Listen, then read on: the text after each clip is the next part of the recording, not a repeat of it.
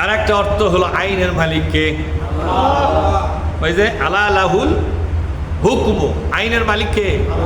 হুকুম শব্দের অর্থ হলো সংবিধান, হুকুম শব্দের অর্থ হলো আদালতের আইন কানুন, হুকুম শব্দের অর্থ হলো দেশ পরিচালনার বিধান।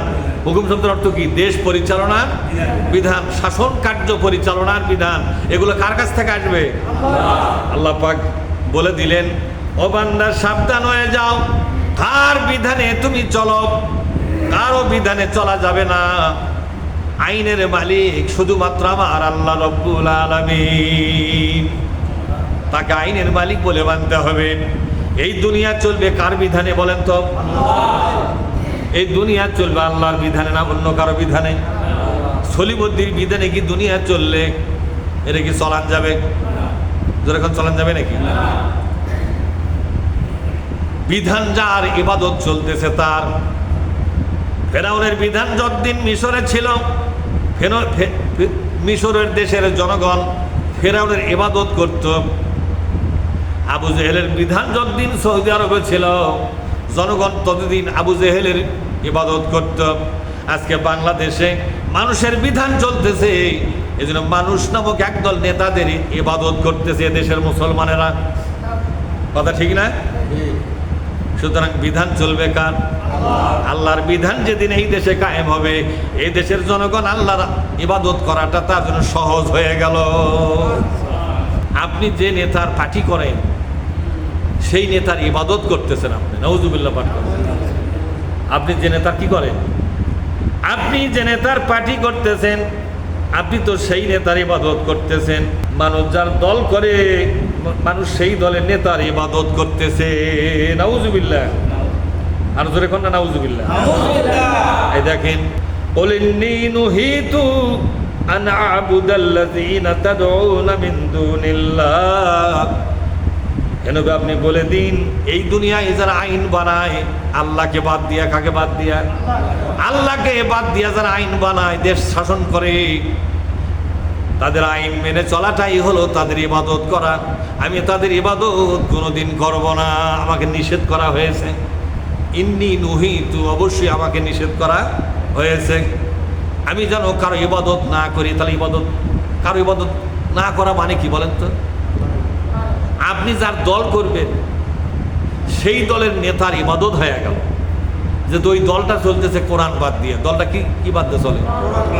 বুঝেছ? যে দল কোরআনের দল নয়, কোরআন কায়েমের দল নয়, সেই দল করা মানে ওই দলের নেতাদের ইবাদত করা।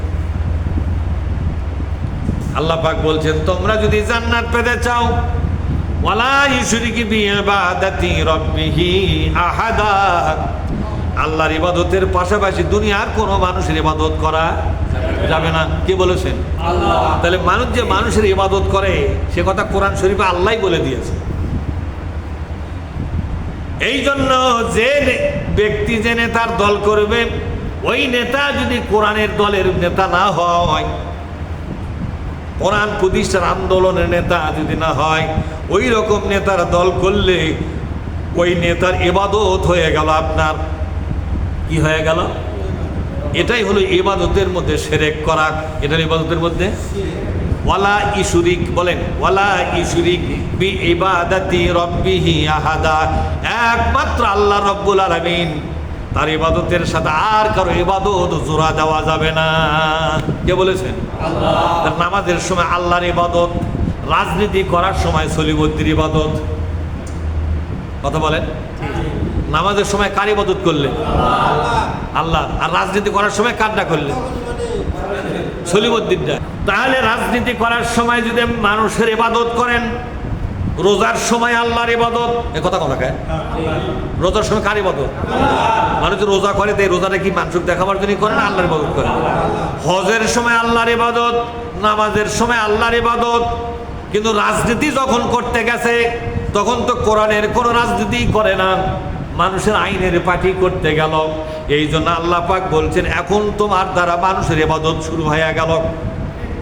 এখন তোমার দ্বারা কার ইবাদত শুরু হয়ে গেল? মানুষের ইবাদত শুরু হয়ে গেল। এটাই হলো ইবাদতের সাথে শরীক করা। কি করা? জোরে কোন। আর একটা ইবাদত নিয়ে আসে, ইবাদতের সাথে জোড়া দেওয়া। আল্লাহ পাক বলছেন, যারা আমার ইবাদতের পাশাপাশি মানুষের ইবাদত করবে, আমি আল্লাহর সঙ্গে সেই বান্দার আর কোনো সম্পর্ক নাই। ওয়ামান ইউশরিক বিল্লাহি ফাকান্নামা, বলেন ওয়ামান ইউশরিক বিল্লাহি ফাকান্নামা খাররা মিনাস সামাই, যে ব্যক্তি শিরক করবে তাকে আকাশ থেকে ছুঁড়ে ফেলে দেওয়া হবে। ওই লোকের সাথে আল্লাহর কোনো সম্পর্ক নাই। অথবা কোনো পাখি তাকে ছো মেরে কোথায় নিয়ে যাবে, অথবা কোনো ঝঞ্ঝা বায়ু উড়ে তাকে কোন মরুভূমিতে ফেলে দিবে, আল্লাহ ওই বান্দার কোনো খোঁজ খবর কোনোদিন নেবে না। তুমি কেন ইবাদতের সাথে আর একটা ইবাদত জোড়া দিয়েছ? তাহলে নামাজ পড়বো যে আল্লাহর, রাজনীতি করবো সেই আল্লাহর, কথা ঠিক না?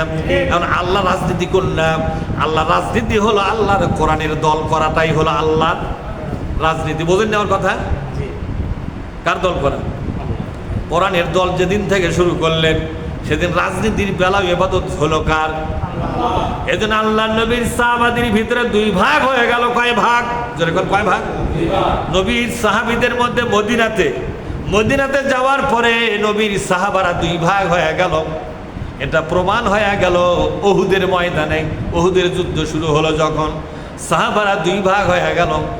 এক ভাগ নবীর রাজনীতির সঙ্গে যুক্ত হয়ে গেল, আর এক ভাগ নবীর রাজনীতি বাদ দিয়া এখান থেকে দূরে চলে গেল।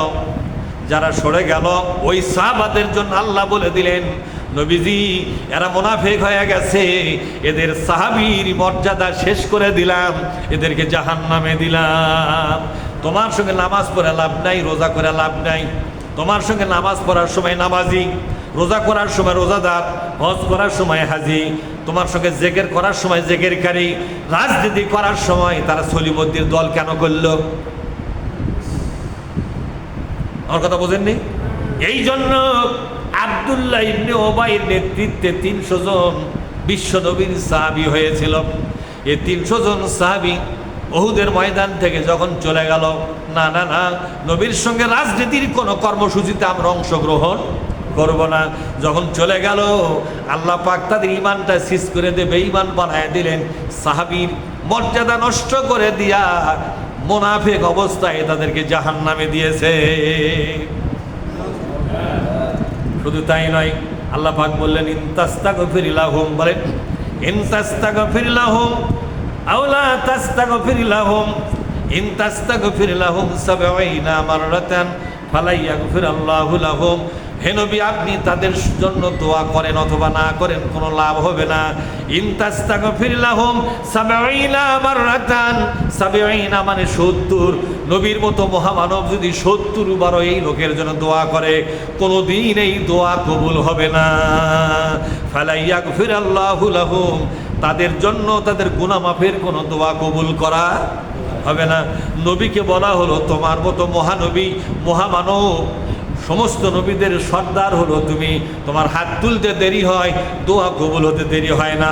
এত বড় পাওয়ারফুল একজন নবী হইয়া ওই রকম লোকের জন্য যদি দোয়া করো যারা ইবাদত করে আল্লাহর, রাজনীতি করে সলিমদ্দির, বলেন ইবাদত করে আল্লাহর, রাজনীতি করে সলিমদ্দির, এই লোকের জন্য বিশ্বনবীর দোয়া ফেরত দেওয়া হবে। কার দোয়া?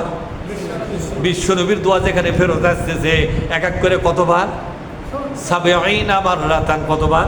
70 বার। বলে 70 বার নবী এক এক করে দোয়া করল। 70 বারও যদি দোয়া করা হয়, 70 বারে বিশ্বনবীর দোয়া ফেরত দিয়ে বলা হবে নবী যে আর দোয়া করবেন না। রাজনীতি সলিমদ্দির করার কারণে লোকটার সাথে আল্লাহর সম্পর্ক শেষ হয়ে গেছে। এটা অসল মাল, এটা বাতিল বান্দা। কি বান্দা? জোরে আপনার মুসল্লি যেগুলো আছে এগুলো বাতিল বান্দা হয়ে আছে না কামিয়াব বান্দা হয়ে আছে? দেখা লাগবে কিনা?